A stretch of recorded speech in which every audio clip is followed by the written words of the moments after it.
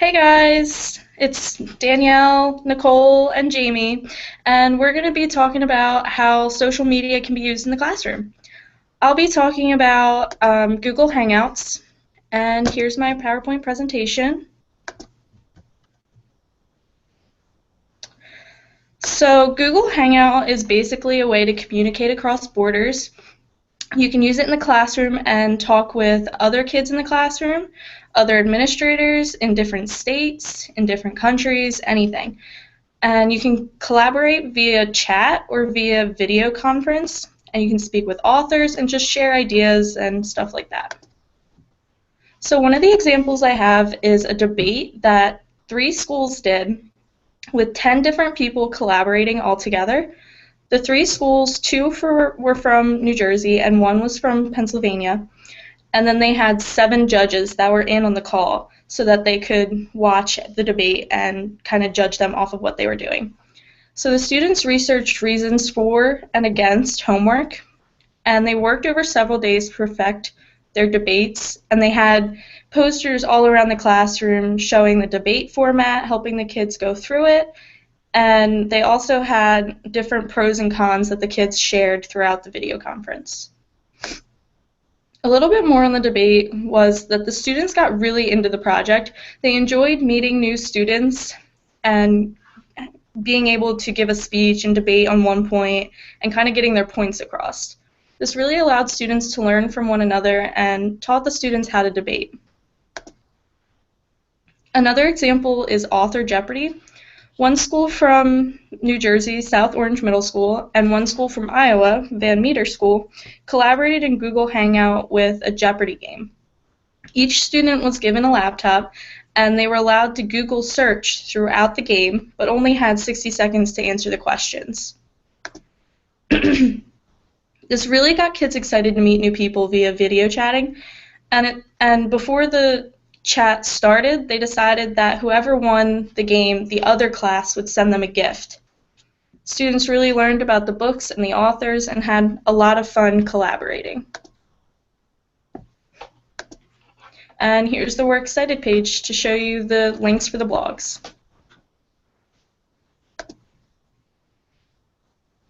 And now off to a question. How did the classrooms get in touch with each other to do this Google Hangout? So with the debate, the teachers got together through Google Hangout, and they kind of collaborated over the debate and how they would set it up. And then the other class with Jeopardy got in touch via Twitter. So they chatted through Twitter and just kind of collaborated through there and put the game together and everything. So that's it.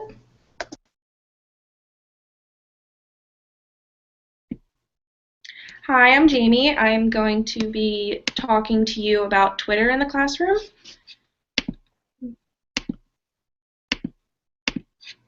Twitter can be used as a bulletin board. It can be used through communication between teacher and a student. It can make the students aware of what's going on through alerts, and the teacher can also retweet relevant class material that is going on in the subject that they're learning. One example I found of this was Dennis Sweeney from Cherokee High School, who's a psychology teacher. One way he uses Twitter is posting or retweeting articles from different psychology Twitters that have to do with the content that the students are learning in class. Another way that he uses Twitter is to update the students on school news. He retweets or posts different sports updates about games and who won, or if somebody's getting an award. He also posts different things about fundraisers and drives that they have. Another way that he uses it is to keep in touch with past students. As you can see in the picture, students can tweet him saying, I just did this in my psych class, like what you taught me. And it's a cool way to keep in touch with a teacher and to let him know like what you learned is still relevant. Another teacher that I found was from Northern Illinois University. He uses Twitter to let students become aware of when their grades are going to be posted on Blackboard. And this is cool because a student doesn't have to keep checking Blackboard every hour or so. They can just look on Twitter and see that their grades are up there. Lastly, he uses Twitter to let students know when classes are canceled or not, and also when he's going to have office hours. Questions? Jamie, personally as a teacher, do you think using Twitter in the classroom would be beneficial towards you for posting homework or updating your classroom on anything? I definitely think it's a useful tool to have because students check Twitter nowadays more than they will check their email. So this way they can be on top of when they have homework, and it's an easier and funner way to do so.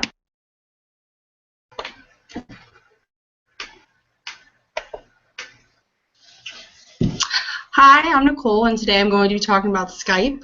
A lot of people know Skype as communicating with someone who's in a different state or even a different country or even down the street, but we don't know that it's also a great way to teach, and it's beneficial towards the classroom.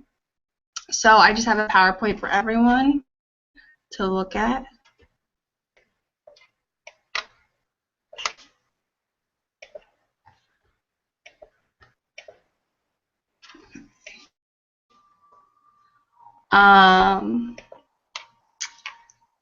Just bear with me right here, guys. Skype. What is Skype in the classroom?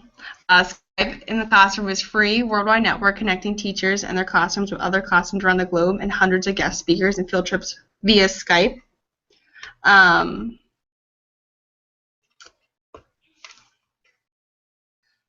How teachers use Skype.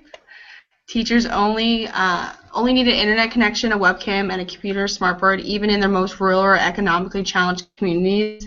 With just these three things, teachers have endless opportunity. Those who are in rural areas and poor areas have the same opportunity to learn to those who are in wealthier areas. My first example of using Skype in the classroom is Miss Littman's classroom. Lauren Littman, a fifth grade teacher at a bilingual school in Dallas, discovered that her students struggled with public speaking more than she had previously realized.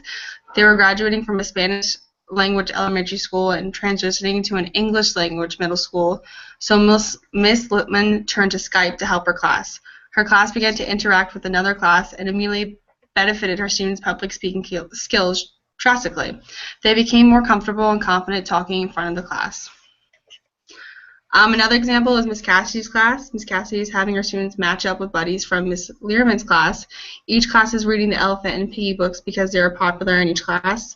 A couple of times a week, students will get to read with their buddies via Skype. And that's what we're going to talk about.